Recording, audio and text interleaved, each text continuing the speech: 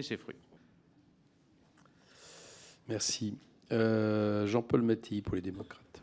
Merci, Monsieur le Président. Messieurs les ministres, le projet de budget qui nous est soumis a le mérite de concilier à la fois responsabilité et ambition dans un contexte où la situation de nos comptes est très préoccupante.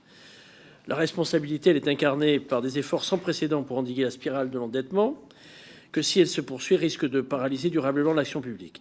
Les efforts viendront, vous l'avez dit, Monsieur le ministre, de la réduction de la dépense publique, et nous le saluons, et nous devons apprendre à dépenser moins en dépensant mieux, et je partage totalement ce constat. Nous saluons également le fait que le gouvernement fasse appel à des prélèvements ciblés, répondant à un impératif de justice fiscale. Vous le savez, au groupe démocrate, nous avons la vision que certaines particularités de notre système fiscal doivent être corrigées pour le rendre plus équitable et plus incitatif à l'investissement et à l'innovation des entreprises.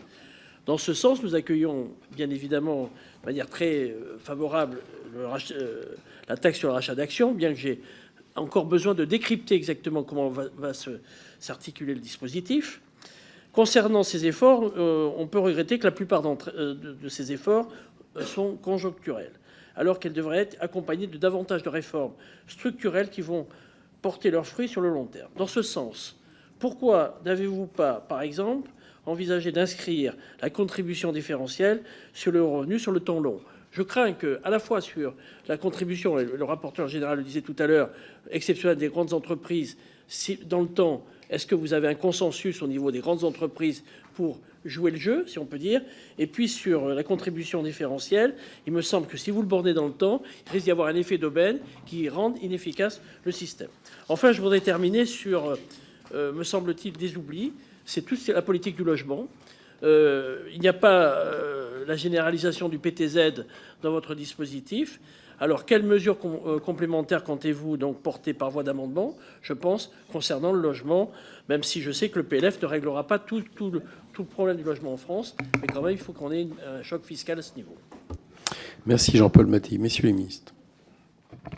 Merci, Monsieur le Président. Monsieur le député Mattei, très rapidement sur la partie rachat d'actions, juste pour préciser si c'est utile, et on pourra sans doute s'en reparler, qu'il s'agit bien d'une taxe qui touchera les actions rachetées pour être annulées et dont l'assiette sera la valeur nominale additionnée à la prime d'émission pour un taux de 8%.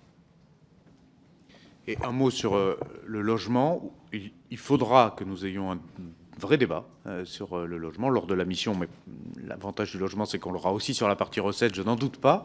C'est normal qu'il n'y ait pas le PTZ dans le texte initial, tout simplement parce que c'est une question de calendrier. Ce sera, je l'ai dit, par voie d'amendement.